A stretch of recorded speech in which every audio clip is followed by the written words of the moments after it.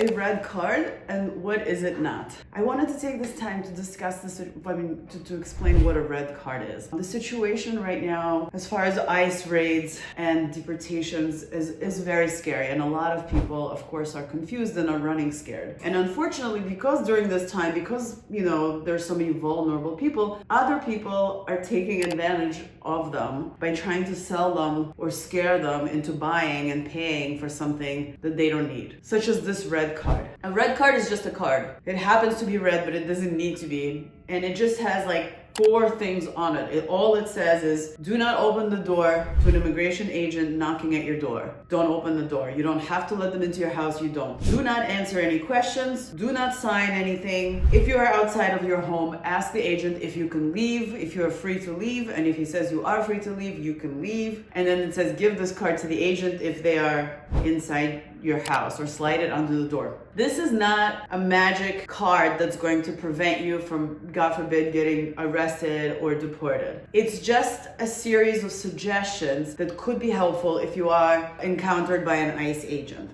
Not all of them are even are advisable to follow, because, for instance, yes, you should not open the door in your house to an immigration agent, and you should not let them into your house. But as far as don't answer any questions, it's a bit of a tricky situation, because although you are allowed not to answer any questions, it may be beneficial to you, but it may not be. For instance, because of the new expedited removal rule, if you are able to show that you have lived in this country for at least 2 years, you could be not a priority for removal. So like the new rules say that if you've been here less than 2 years, you're a priority for expedited removal. And so if you are able to show that you have lived here for at least 2 years, you may not be priority for expedited removal. And so in that particular way, it becomes complicated to suggest to you, to give you advice to not answer questions or to answer questions. And so everything becomes on a case-by-case basis. It is very important that you speak to an immigration attorney who can advise you what to do in your particular case.